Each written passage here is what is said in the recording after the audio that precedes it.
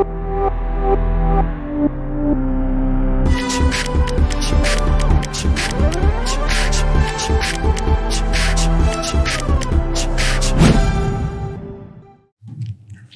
दोस्तों, अब हम मोमेंट ऑफ इनर्शिया के ऊपर फाइनली कुछ क्वेश्चंस देखते हैं। क्वेश्चंस हमने बहुत सारे किए हैं पार्ट बाय पार्ट। अब फाइनली हम कुछ क्वेश्चंस कर लेते हैं जो कि मोमेंट ऑफ इनर्शिया की रिगार्डिंग पूरी क्लैरिटी हमें मिल जाए। ठीक है, तो सबसे पहला क्वेश्चन, लेट्स सी। 8-10 क्वेश्चन करेंगे, उससे ज्यादा नहीं करेंगे। क्या है, मेरे पास एक लैमिना है। ठीक है, ये है x, ये है y, ये x एक्सिस है, ये y एक्सिस है। जो मेरा लैमिना है वो कुछ इस प्रकार का है। It's a trapezoid like this.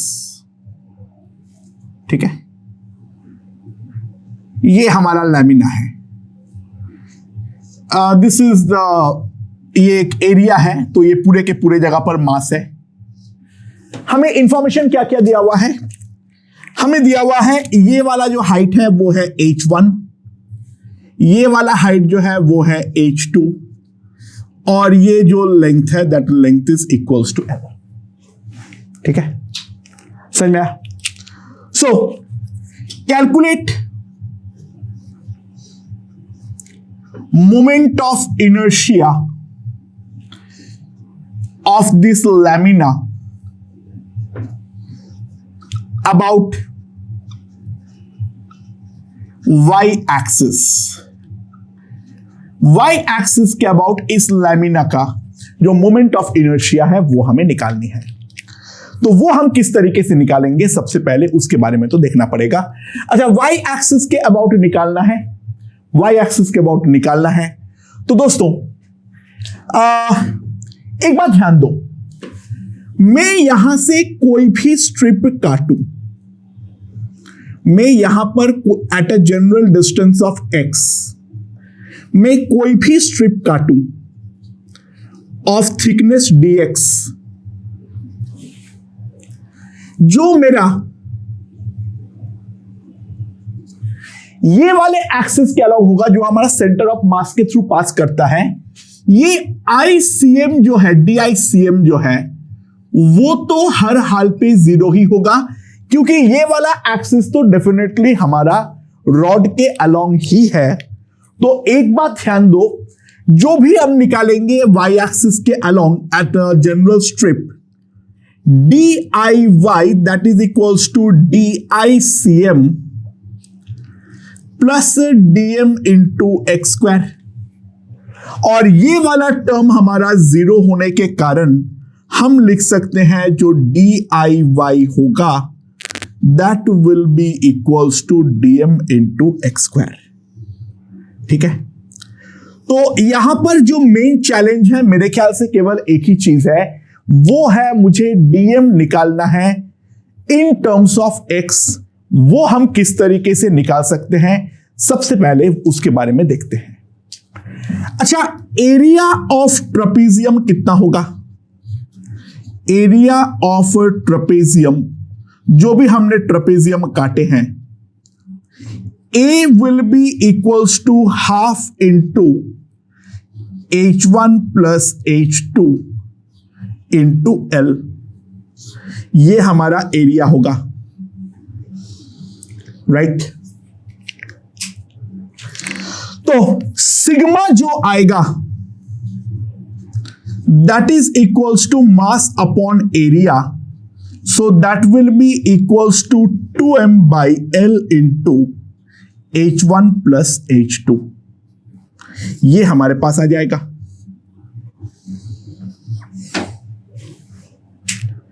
ना अब यहां पर सवाल आएगा, जो ये जो मैं टुकड़ा काटा हूं, इसका हाइट y कितना होगा? ठीक है, तो y के बारे में अगर मैं देखूं,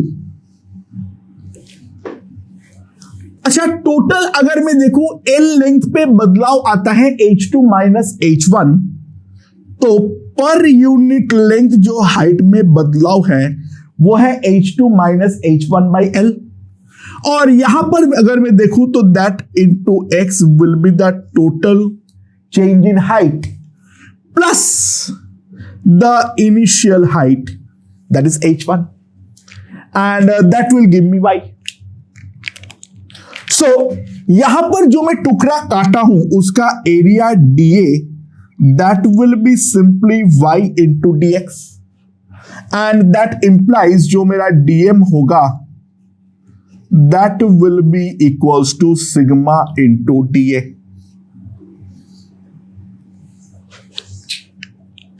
So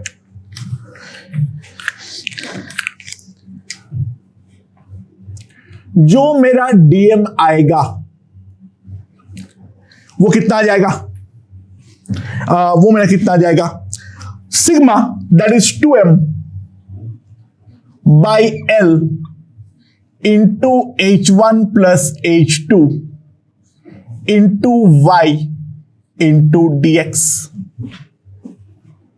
and that will be equals to, अगर मैं y को लिखूं 2m by L h1 plus h2 into y.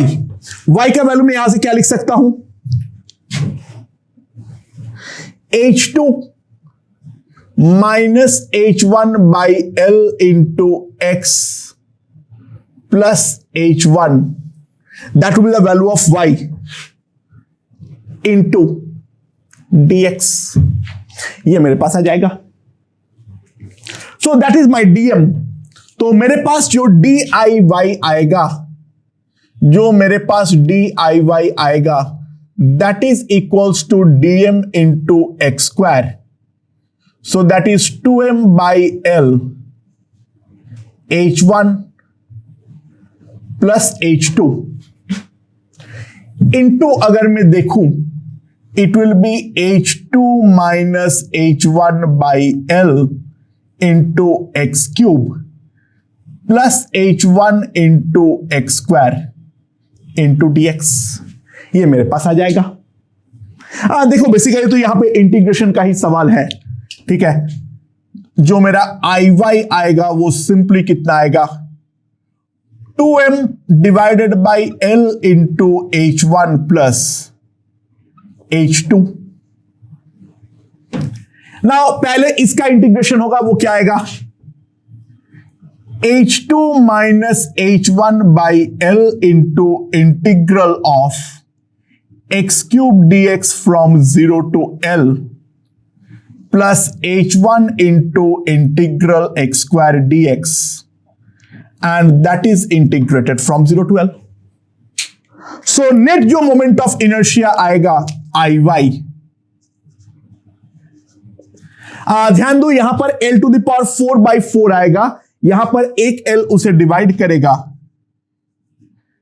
तो 2m L h1 plus h2, यहां पर आ जाएगा h2 minus h1 L cube by 4 plus h1 into L cube by 3.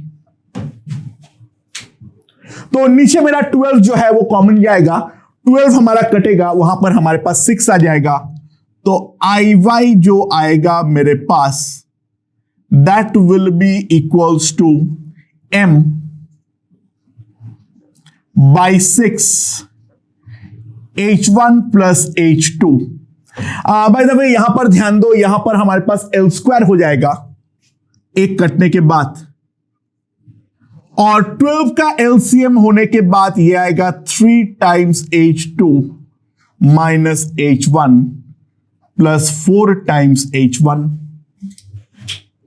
So simply मेरे पास जो आ जाएगा moment of inertia about y-axis, that is ml square by 6 h1 plus h2 into 3h2 plus h1. So that gives me the net moment of inertia of the plane of the lamina. ठीक है. Special case एक बार करके देख लो, जो हमने जो निकाले हैं वो सही निकाले हैं या नहीं. अगर मेरा h2 इक्वल्स टू h1 होता है, एक बार वो पुट करके देख लो वो हमारा मैच करता है या नहीं. उम्मीद है मैच कर जाएगा, अनलेस एंड अनटिल हमने कहीं पर कैलकुलेशन मिस्टेक किए हैं. ओके ओके दोस्तों, अगला क्वेश्चन को बढ़ते हैं। लेट्स सी क्या बोला है इस वाले क्वेश्चन में। ये है मेरा एक्स एक्सिस और ये है मेरा वाई एक्सिस। ये एक्स एक्सिस है और ये वाई एक्सिस है। नाम दे दो, दिस इज ए डैश, ठीक है। This axis to be written as B dash. यहां पर मेरे पास एक पैराबोलिक जिसका इक्वेशन है y इक्वल्स टू के एक्स स्क्वायर। मेरे पास ये पैराबोलिक एक पाथ है। नाउ एक इंफॉर्मेशन दिया हुआ है, ये जो मेरा प्लेट है, सॉरी पैराबोलिक पाथ बोल दिया था मैंने गलती से, पैराबोलिक प्लेट, सॉरी। ये जो मेरा पैराबोलिक प्लेट है, ये डिस्टेंस है b और ये डिस्टेंस जो है दैट इज a, ठीक है। अच्छा, यहां पर इस प्रकार का जो एक्सिस है, प्लेन के अंदर बाहर जो एक्सिस है, take this as d and this is d dash. This is perpendicular to the plane, this is perpendicular to the plane, ठीक है। अच्छा, mass of the plate, mass of the plate जो है that is given to be equals to m, ठीक है। तो find moment of inertia about axis b dash and d dash. Moment of inertia हमें इसका निकालना है अबाउट b डैश, ये वाले एक्सिस के about, and about d dash, इन दोनों के अबाउट हमें निकालना है। तो वो हम किस तरीके से निकालेंगे, सबसे पहले उसके बारे में दिमाग लगाते हैं, ठीक है। सबसे पहले आसान जो है वो है b डैश के अबाउट निकालना। लेट्स सी, पहली बात एक चीज तो मैं लिख सकता हूं, जो x जब a है, y मेरा b है, तो b is equals to k into A square. तो k का जो वैल्यू आएगी that will be simply b upon A square. ये चीज तो हम डायरेक्टली लिख सकते हैं। ये है मेरा k का वैल्यू जो हमारा आ चुका है। अच्छा, अब अगर मैं b डैश के बारे में देखूं उस वाले एक्सिस के अबाउट, तो ऑब्वियस सी बात है मुझे इस तरीके का कोई ना कोई एक स्ट्रिप तो जनरल काटना ही पड़ेगा जो इफेक्टिवली मेरा एक रॉड की तरह बिहेव करेगा। तो ये डिस्टेंस को x मान लो एंड दिस इज से dx। अच्छा, तो इसका जो एरिया होगा dA, that will be equals to y into dx। अच्छा, मुझे सिग्मा की आगे रिक्वायरमेंट पड़ेगी तो मैं एक बार तो टोटल एरिया निकाल के रखूंगा। तो y इज इक्वल्स टू के एक्स स्क्वायर, के इंटू एक्स स्क्वायर dx, ये मेरा dA है। तो जो मेरा टोटल एरिया होगा दैट इज इक्वल्स टू के into integral x square dx from 0 to a, so that will be equals to k a cube by 3। k का वैल्यू है b by a स्क्वायर, तो इसका जो वैल्यू आएगी area that will be equals to ab by 3। ये हमारा total area है। तो जो मेरा सिग्मा आएगा, टोटल मास अगर हमारा m है तो सिग्मा हमारे पास सिंपली आएगा 3m अपॉन ab। ये मेरे पास आ गया है सिग्मा का वैल्यू, ये मेरे पास आ गया है सिग्मा का वैल्यू। अब जो ये वाला रॉड का टुकड़ा है, इसका एरिया dA में क्या लिख सकता हूं, that will be equals to y into dx, यानी के एक्स स्क्वायर इंटू dx। तो जो मेरा dm आएगा that will be equals to sigma into dA। ठीक है, तो मेरे पास जो डीएम आएगा sigma that is 3m upon A B D A के इंटू एक्स स्क्वायर डीएक्स, के का वैल्यू वापस पुट कर दो, B by A square into x square DX. ठीक है, तो मेरे पास कितना आ जाएगा, that is 3m by A cube into x square DX. ये मेरे पास डीएम आएगा। ठीक है, अच्छा नाउ ये वाले रॉड के बारे में अगर देखूं, ये जो मेरा रॉड बना है छोटा सा पतला सा, ठीक है, इसके लिए ये अबाउट द एंड है, इसके लिए ये मेरा एक्सिस जो है वो अबाउट द एंड है, तो D I B B dash जो आएगा that will be equals to 1/3 dm into length square,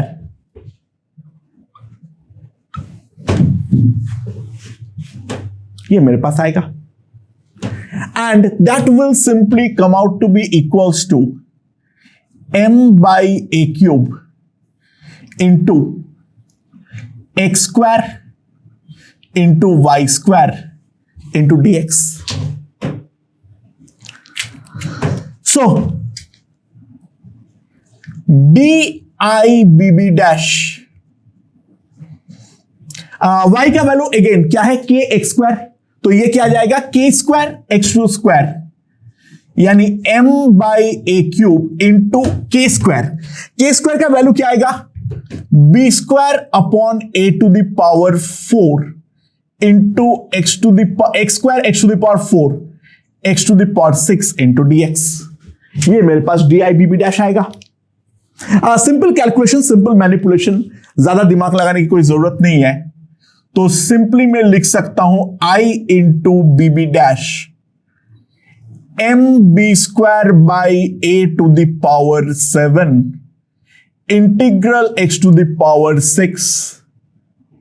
ये मैं इंटीग्रेट करूंगा फ्रॉम 0 टू a, तो इसका इंटीग्रेशन में अगर मैं देखूं तो आई बी बी डैश जो आएगा that will be equals to M B square by 7। A to the power 7 cut हो जाएगा, तो हमारे पास सिंपली जो बचेगा that will be equals to M B square upon 7। तो बी बी डैश के अबाउट मोमेंट ऑफ इनर्शिया निकालना ऑब्वियस सी बात है, काफी ज्यादा आसान था। अब मुझे जो निकालना है वो किस एक्सिस के अबाउट निकालना है, डी डी डैश के अबाउट निकालना है। यानी अगर मैं व्यू ले लूं तो ये मेरा पैराबोलिक, ये मेरे पास है पैराबोलिक प्लेट, और जो एक्सिस के अबाउट मुझे निकालना है वो मुझे इस तरीके से निकालना है, ऐसे एक्सिस के अबाउट निकालना है। तो किस तरीके से निकालने पर हमें सबसे ज्यादा आसानी होगी उसके बारे में हमें समझना है। ठीक है, अच्छा दोस्तों ध्यान दो, यहां पर मुझे एक बार के लिए कोऑर्डिनेट अप्लाई कर लेता हूं। ये वाले पॉइंट को अगर मैं 0,0 बोलता हूं तो ये वाला पॉइंट जो है वो है मेरा a,0, ध्यान देना। ठीक है, अच्छा इन जनरल में कोई भी अगर रॉड काटूं, इसका सेंटर ऑफ मास जो होगा वो सेंटर ऑफ मास के, अगर मैं x डिस्टेंस पे काटा हूं तो सेंटर ऑफ मास का जो लोकेशन होगा that will B x/2, y/2। ध्यान देना। ठीक है, अच्छा इसका जो डीएम है वो तो मैं पहले ही लिख रखा हूं। इसका जो मेरा डीएम होगा, डीएम तो मैं डायरेक्टली वहीं से उठाऊंगा, DM will be equals to 3m by A cube into x square DX. तो ध्यान देना, क्योंकि मुझे ये वाले एक्सिस के अबाउट निकालना है और कोई भी मेरे पास स्पेशल केस नहीं है, तो ऑब्वियस सी बात है मुझे इस रॉड के सेंटर ऑफ मास पर तो आना ही पड़ेगा, तभी मैं पैरेलल एक्सिस थ्योरम लगा पाऊंगा। तो सिंपल सी बात है, ये वाले टुकड़े का जो DICM होगा, that DICM will be simply equals to DM into Y square by 12, DM into Y square by 12। यहां पर बाई 3 था, यहां पर बाई 12 है, बाकी तो कोई डिफरेंस नहीं आएगा। That will be simply MB square by 4A to the power 7 X to the power 6 into DX। ये मेरे पास DICM आएगा। और यहां पर जो सेंटर ऑफ मास और इस पॉइंट के बीच का दूरी है L, मैं L के बारे में अगर देखूं तो L will be simply under root A minus X by 2 का whole square plus Y by 2 का होल स्क्वायर। ये मेरा L होगा। सो जो DIDD होगा, that will be simply DICM plus DM into L square. It's a pathetic calculation, obviously I agree, but anyhow मुझे करना तो इसी तरीके से पड़ेगा, क्योंकि इसके अलावा हमारे पास और कोई ऑप्शन नहीं है। तो DD डैश कितना आएगा? DICM यानी MB square by 4A to the power 7 into X to the power 6 into DX plus DM 3M by A cube into X square DX plus L square.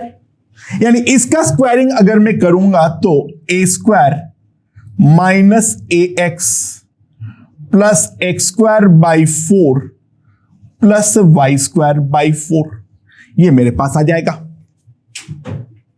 अच्छा, Y square का value अगर मैं ध्यान दूं तो Y square की जगह पर मैं सिंपली लिख सकता हूं K square X to the power 4। So, it's all about calculation. IDD dash जो आएगा MB square by 4A to the power 7 integration X to the power 6 DX from 0 to A plus 3M by A cube. इसका अगर मैं integration करूं, A square integration X square DX minus A into X cube DX plus 1/4 X to the power 6 DX plus K square by 4। अच्छा, K square by 4, K square का value कितना आएगा? K हम जानते हैं B बाई A स्क्वायर, तो B square by A to the power 4 X to the power of sorry, यहां पे X टू द पावर 4 आएगा, sorry, X to the power 6 into DX। ये हमारा इंटीग्रेशन आएगा। This will be from 0 to A, this will be from 0 to A, 0 to A, 0 to A। ये हमारे पास आएगा। काफी लंबे बहुत सारे टर्म्स है, उम्मीद रखता हूं कहीं पर कैलकुलेशन मिस्टेक मैंने नहीं कर दिया। ठीक है, so that will be equals to MB square by 28। यहां पर तो पहला टर्म यही आएगा, MB स्क्वायर बाई 28 आएगा। A to the power 7 by 7 आएगा, ये A to the power 7 A to the power 7 कटेगा, तो पहला टर्म तो ये आएगा plus 3M by A cube अगर मैं यहां पर लेता हूं। अच्छा, ये पहला टर्म क्या आएगा? इंटीग्रल X स्क्वायर DX, तो यहां पे आ जाएगा A cube by 3 A to the power 5 by 3। यहां पर क्या आ जाएगा?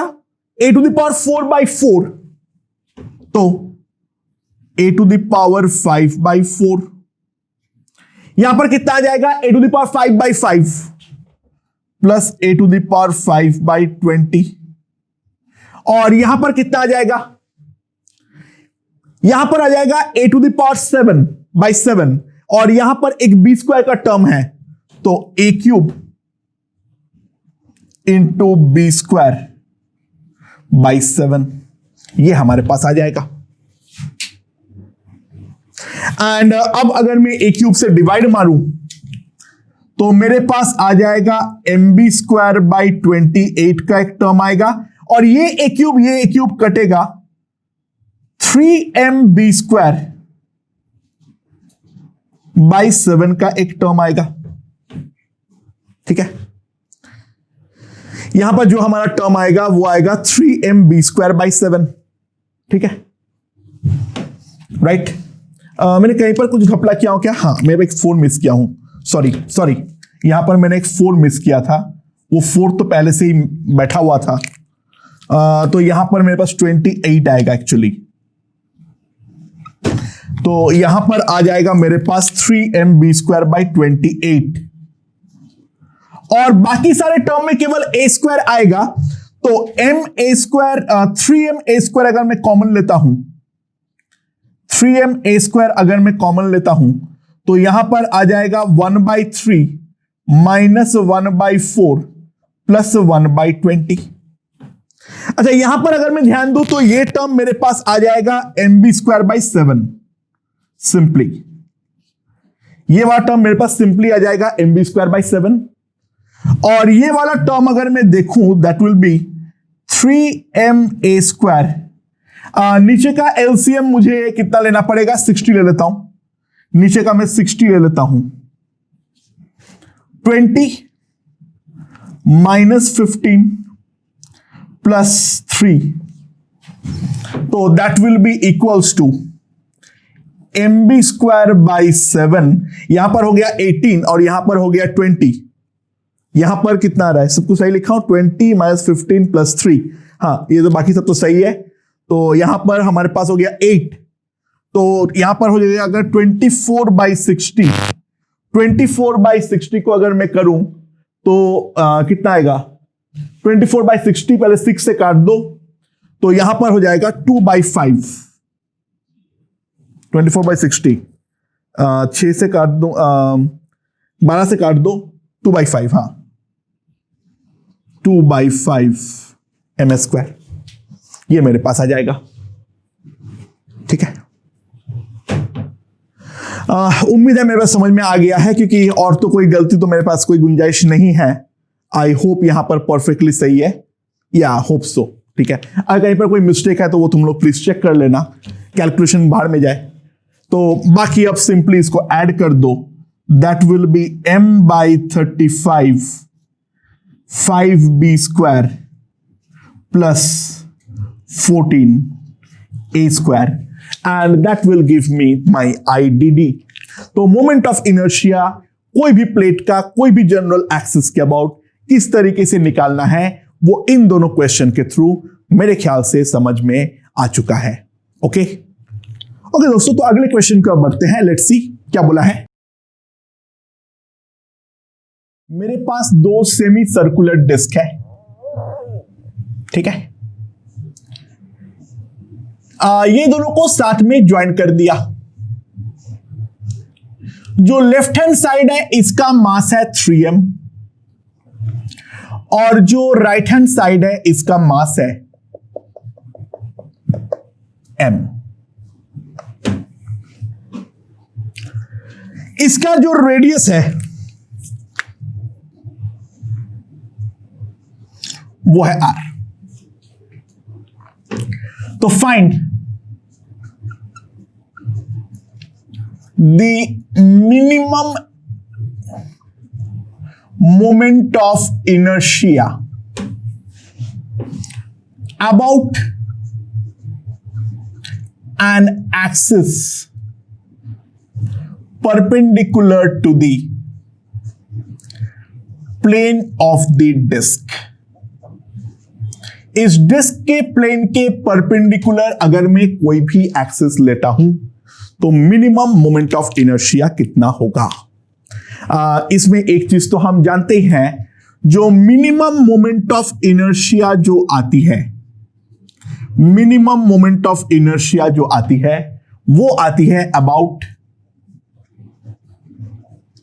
सेंटर ऑफ मास।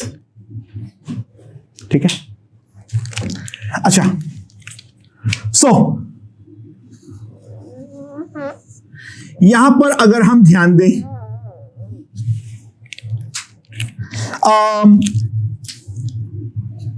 हमारा सिमेट्री जो होगा वो एक्स एक्सिस के अबाउट सिमेट्री होगा। हमारा सिमेट्री जो होगा वो एक्स एक्सिस के अबाउट सिमेट्री होगा, लेकिन ऑब्वियस सी बात है वाई एक्सिस के अबाउट सिमेट्री नहीं होगा। तो सेंटर ऑफ मास जो होगा वो डेफिनेटली हमारा कहीं ना कहीं यहां पर होगा। ये है मेरा सिस्टम का सेंटर ऑफ मास। ठीक है, समझ में? और सेंटर ऑफ मास का जो कोऑर्डिनेट है, let us take it as x0, 0। Okay, जो लेफ्ट वाला पार्ट है, जो मेरा लेफ्ट वाला पार्ट है, डिस्क का मोमेंट ऑफ इनर्शिया, डिस्क का सेंटर ऑफ मास कहां पर होता है? 4r/3π पे। ठीक है, समझ में? तो यहां पर जो मेरा पहले मैं अगर लेफ्ट वाले पार्ट का दुख देखूं, for left part centre of mass का लोकेशन क्या होगा? सेंटर ऑफ मास का लोकेशन क्या होगा? ध्यान देना, it will be -4r/3π, 0 and for right part जो मेरा सेंटर ऑफ मास का लोकेशन होगा that will be at +4r/3π, 0। Centre of mass definitely location जो है वो मास पर तो डिपेंडेटली नहीं करता है। अब लेफ्ट वाले पार्ट का मास है 3m, राइट वाले पार्ट का मास है m। तो x0 का जो वैल्यू आएगी that will B 3m into -4r/3π plus m into 4r/3π that divided by 4m। m cancels, तो मेरे पास कितना आ जाएगा? This will be equals to 3 into this, कितना आएगा? 3 गॉन, 4 गॉन, -r/π, और यहां पे 4 gone plus r/3π, that is equals to -2r/3π। that will be the location of a center of mass। ये मेरा सेंटर ऑफ मास का location आ जाएगा। तो सेंटर ऑफ मास का अगर मैं कोऑर्डिनेट लिखूं -2r/3π, 0। ठीक है, अब जो 3m वाला है, पहले उस 3m के बारे में चर्चा करते हैं। इसका रेडियस जो है that is equals to r, mass जो है वो है मेरे पास 3m। ठीक है, मास जो है वो हमारे पास है 3m। अच्छा, ऐसा एक्सिस के अबाउट जो इसका मोमेंट ऑफ इनर्शिया होगा I1, ये तो मैं डायरेक्टली कंप्लीशन ऑफ फिगर से जानता हूं। ये वही आएगा जो एक नॉर्मल डिस्क का आता है। तो I1 का सिंपली जो वैल्यू आएगी that will be equals to 3m into r²/2। अच्छा, I1 से डायरेक्टली मैं इस पॉइंट पे जा ही नहीं सकता हूं, पहले मुझे ये वाले डिस्क के सेंटर ऑफ मास पे जाना पड़ेगा। तो ये हो जाएगा मेरे पास ICM1। सो ICM1 plus 3m into 4r/3π का whole square. That will be equals to I1। तो इसके खुद के सेंटर ऑफ मास के अबाउट जो मोमेंट ऑफ इनर्शिया होगा ICM1, that will be equals to I1, that is 3m r square by 2 minus this, तो 16 mr square by 3 pi square, ये मेरे पास आएगा। यहां पर 9 pi square आएगा, एक तो कटेगा, तो हमारे पास आ जाएगा 3 pi square। और अब ये वाले एक्सिस से हमें यहां पर पहुंचना है, तो उन दोनों के बीच का जो डिस्टेंस आएगा, यानी ये वाला पॉइंट क्या है मेरा, -4r बाई 3 पाई कॉमा 0, ये वाला पॉइंट है -4r बाई 3 पाई कॉमा 0, और दूसरा जो पॉइंट है वो है -2r बाई 3 पाई कॉमा 0। तो इन दोनों के बीच में जो हमारा डिस्टेंस आएगा d, वो मेरे पास कितना आ जाएगा, 2r बाई 3 पाई।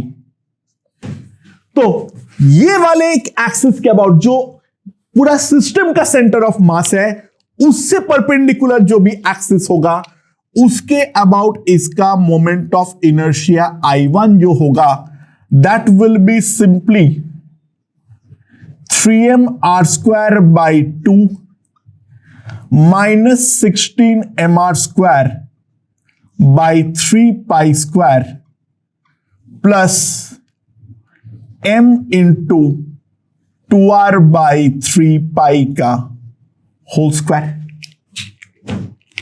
सो कितना आ जाएगा मेरे पास, that will be equals to 3m r square by 2, यहां पर हो जाएगा 4mr square plus 9 pi square, नीचे 9 pi square कॉमन ले लो, 48 माइनस 4 इंटू mr square। तुम लोग सिर्फ कैलकुलेशन देखते रहना, ठीक है, मैं ध्यान नहीं दे रहा हूं उतना। mr square into 3 by 2 minus 44 by 9 pi square, ये मेरे पास सिंपली आ जाएगा। That is the moment of inertia of the disc about the combined centre of mass of the system. ठीक है, तो लेफ्ट वाले पार्ट का मैंने निकाल दिया। अब मैं लेता हूं राइट वाला पार्ट।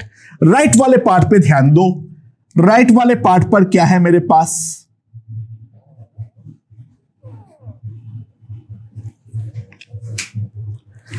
ये वाले एक्सिस के अबाउट I2 तो हम जानते हैं डायरेक्टली क्या होगा, I2 will be simply mr square by 2, ये हम जानते हैं वाया कंप्लीशन ऑफ फिगर।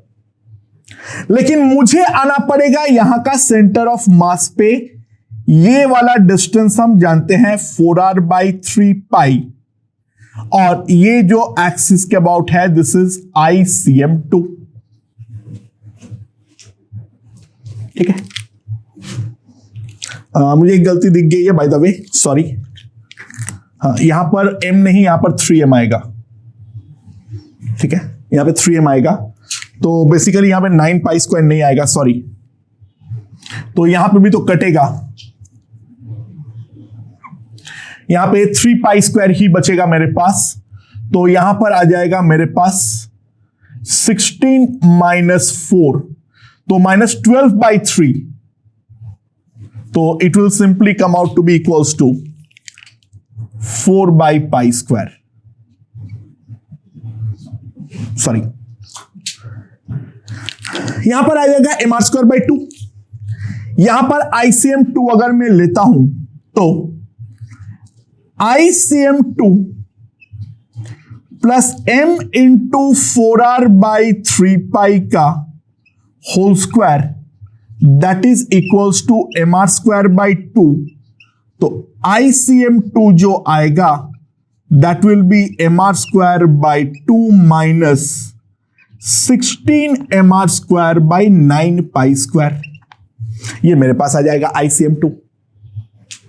ठीक है, एंड ये वाला ICM2 निकाल लेने के बाद अब मुझे दूसरे वाले एक्सिस पे जाना है, वो तो यहां पर है।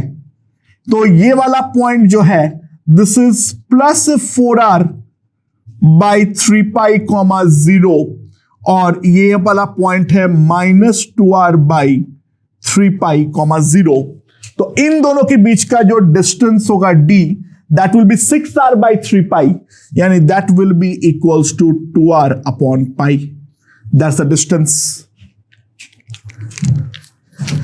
So जो मेरा I2 डैश आएगा, जो मेरा I2 डैश आएगा, वो I2 डैश कितना आ जाएगा?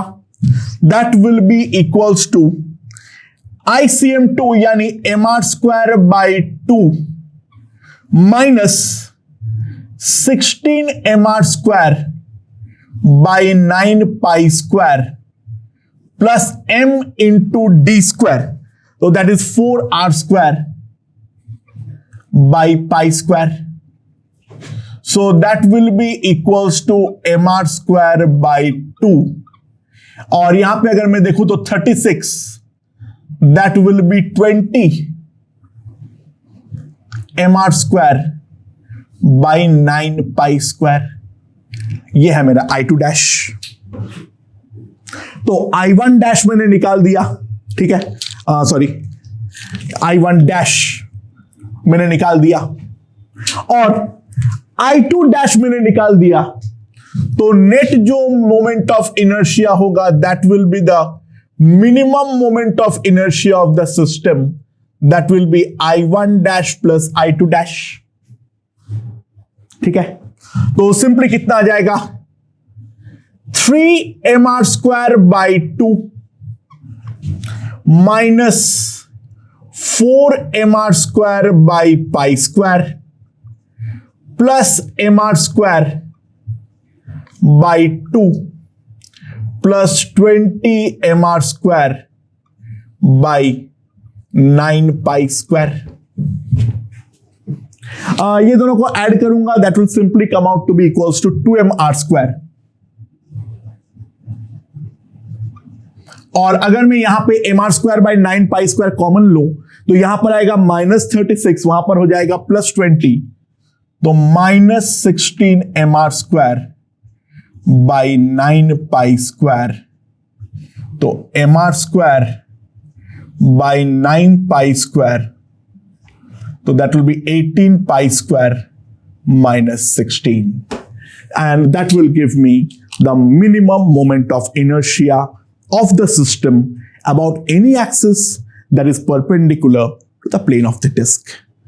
बार बार एक चीज ध्यान देना इस पे, जो भी पैरेलल एक्सिस थ्योरम हमें लगानी है वो हम सेंटर ऑफ मास के अबाउट ही लगा सकते हैं, कोई और एक जनरल पॉइंट के अबाउट लगा नहीं सकते हैं। अच्छा, अगर हम इंडिविजुअली नहीं करके अगर हम कंबाइंड सिस्टम के बारे में सोचे तो ध्यान देना, ये वाले एक्सिस के अबाउट क्या हम डायरेक्टली निकाल सकते थे? जी हां, वो तो डायरेक्टली हमारा एडिशन होता। वो कितना होता? 2mr²। और सेंटर ऑफ मास से जो डिस्टेंस है उसके बारे में अगर मैं ध्यान दूं, that will be simply equals to centre से 2r बाई 3π। ठीक है, सो एक बात ध्यान देना, इतना कुछ बिना मगजमारी करे अगर हम एक चतुराई अपनाएं तो let us see the alternate method. क्या है, क्या बोल रहा हूं मैं? अच्छा, यहां पर जो दोनों पार्ट हैं इसको एक सिंगल अगर मैं मान लूं तो ऐसा एक्सिस के अबाउट तो मैं डायरेक्टली निकाल सकता हूं। आई जो होगा इन जनरल में लिख सकता हूं, दो बार कंप्लीशन ऑफ फिगर कर दो, 3mr² by 2 for the left part and mr² by 2 for the right part, that will be simply 2mr²। और ये वाला सिस्टम का जो हमारा सेंटर ऑफ मास है वो हमारा यहां से 2r बाई 3 पाई के दूरी में है। सो सिंपली मैं एक चीज लिख सकता हूं, इसके अबाउट जो मोमेंट ऑफ इनर्शिया होगा वो अगर मैं ICM लिखूं, ICM plus 4m into D square, ICM plus 4m into D square, that must be equal to 2m into R square. Combined system लेने पे प्रॉब्लम बहुत ही ज्यादा आसान हो जाता है। मैं पहले एक बार इंडिविजुअली दिखा दिया क्या हो रहा है दिखाने के लिए, अदरवाइज कंप्लीट सिस्टम ले लो, बहुत ही ज्यादा आसानी से हम सॉल्व कर लेंगे। तो ICM plus mr square 16 mr square by 9 pi square, that is equals to 2 mr square. तो ICM जो होगा that is mr square 2 minus 16 by 9 pi square, जो एग्जैक्टली वही आया है जो हम लोगों ने पहले निकाले थे। तो कंबाइंड सिस्टम को देखने पर ऑब्वियसली प्रॉब्लम काफी ज्यादा आसानी से सॉल्व हो रहा है, जो कि हम देख सकते हैं। ओके दोस्तों, तो अगले सवाल की ओर बढ़ते हैं। लेट्स सी क्या बोला हुआ है। मेरे पास एक स्फेरिकल शेल है ऑफ रेडियस r। अब मेरे पास एक बोरिंग रॉड है ऑफ रेडियस r/2, उसको मैंने स्फेरिकल शेल से ऐसे पास करवा दे रहा हूं। तो ऑब्वियस सी बात है, ध्यान दो, वहां पे r/2 का रेडियस का दो ऐसे सर्कुलर अगर हम चीज देखें, वो हमारा एज अ कैप बाहर निकल जाएगा। दोनों पार्ट से एज अ कैप जो है वो हमारा डेफिनेटली बाहर निकल जाएगा। बेसिकली एक टोपा निकल जाएगा, दो ऐसे स्फेरिकल वाले शेल वाले। तो जो मेरा अब बचा हुआ पार्ट है, वो बचा हुआ पार्ट का मास कितना होगा और बचा हुआ पार्ट का मोमेंट ऑफ इनर्शिया कितना होगा अबाउट द शोन एक्सिस, वो हमें यहां पर निकालना है। तो वो हम किस तरीके से निकालेंगे, लेट्स सी। जो पार्ट हमारा कटा है, लेट्स कंसीडर द कैप।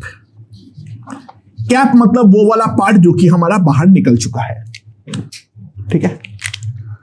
तो वो जो कैप है वो मेरा कुछ इस प्रकार का है। एक स्फेरिकल सरफेस है बेसिकली, ठीक है। और ये है हमारा R, और ये जो पार्ट बचा हुआ है लास्ट में वो है मेरा r/2, ठीक है। अच्छा भाई साहब, इन जनरल अगर मैं ध्यान दूं, ये वाला एंगल मेरा जो थीटा आएगा, थीटा के लिए अगर मैं लिखूं तो this is r/2, this is r, sine theta will be equals to r/2 upon r, that is half, यानी थीटा जो आएगा वो है मेरा 30 डिग्रीज। नाउ मैं यहां पर कोई भी एक जनरल एंगल फाई पर एक पतला सा डी का स्ट्रिप काट लो। At a general angle phi एक डी का पतला सा स्ट्रिप काट लो, लाइक दिस।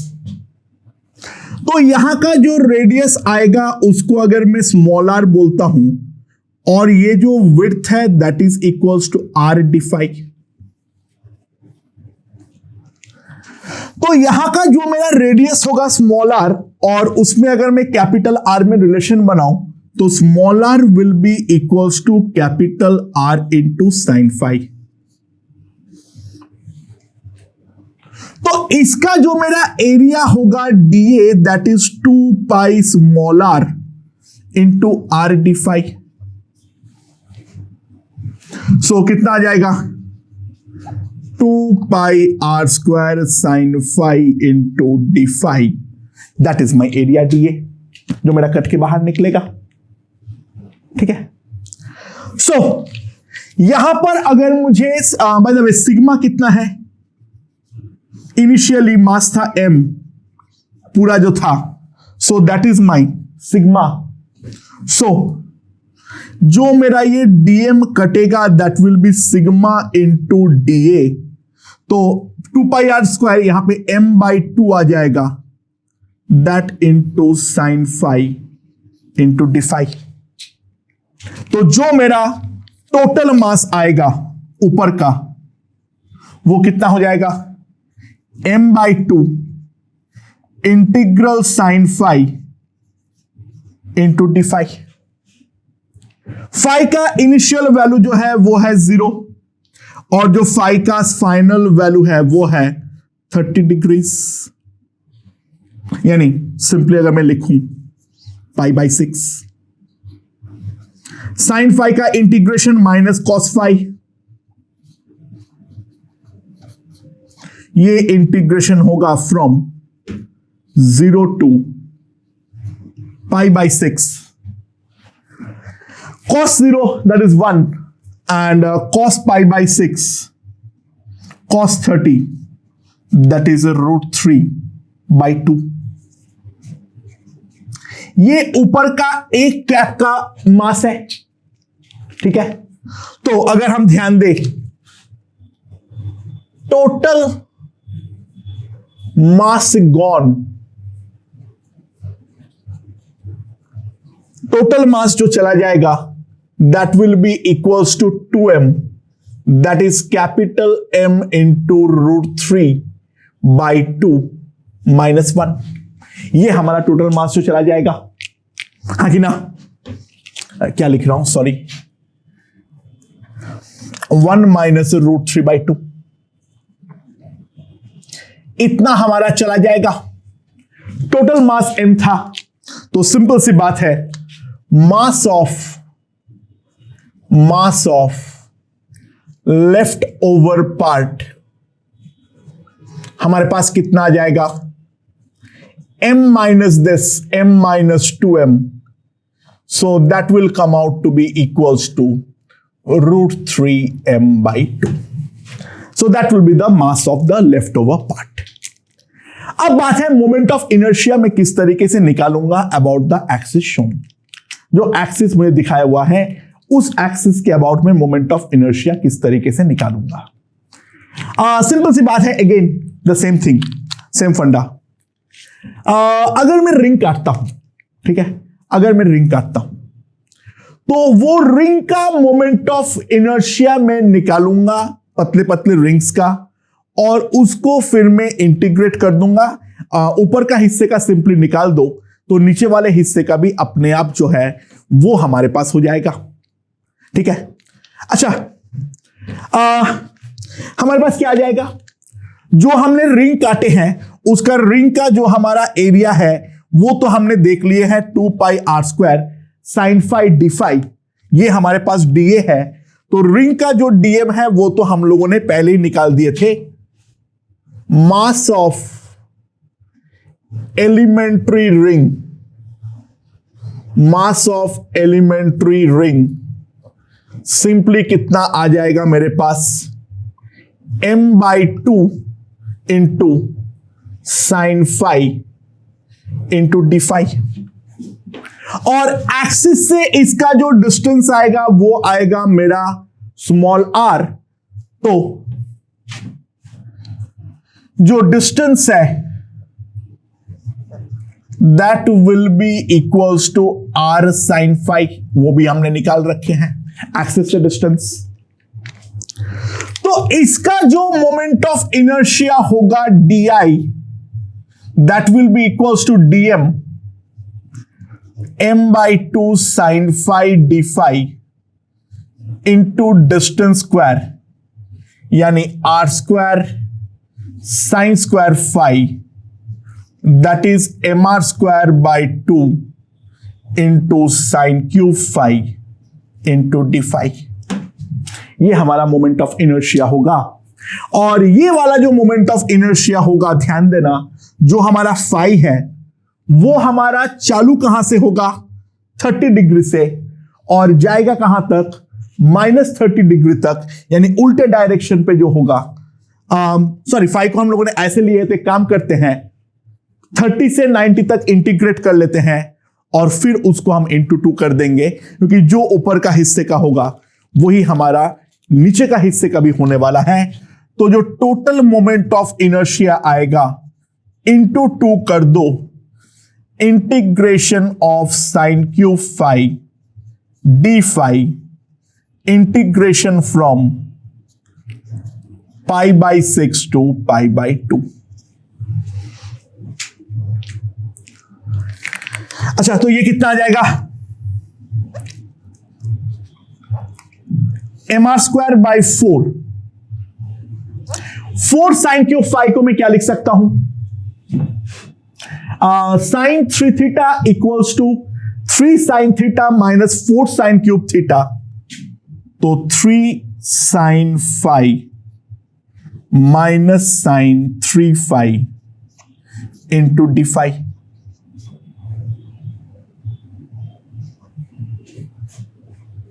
और इसको हमें इंटीग्रेट करना है from pi by 6 to pi by 2। So कितना आएगा? This is equals to mr² by 4। यहां पर आ जाएगा cos phi minus cos phi. cos pi by 2 तो 0 है और cos पाई बाई 6 √3 बाई 2 है, तो ये आ जाएगा 3√3 बाई 2।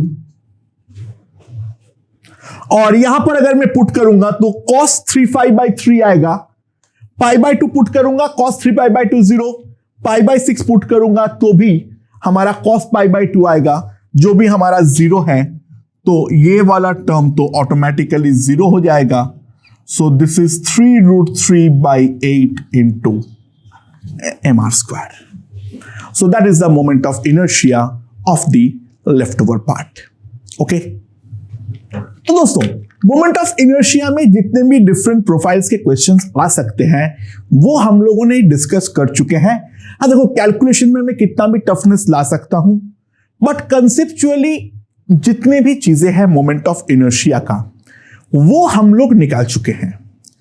अब ये मोमेंट ऑफ इनर्शिया का इस्तेमाल करते हुए, that is the equivalence of mass के साथ हम रोटेशन के चैप्टर को डेवलप करेंगे।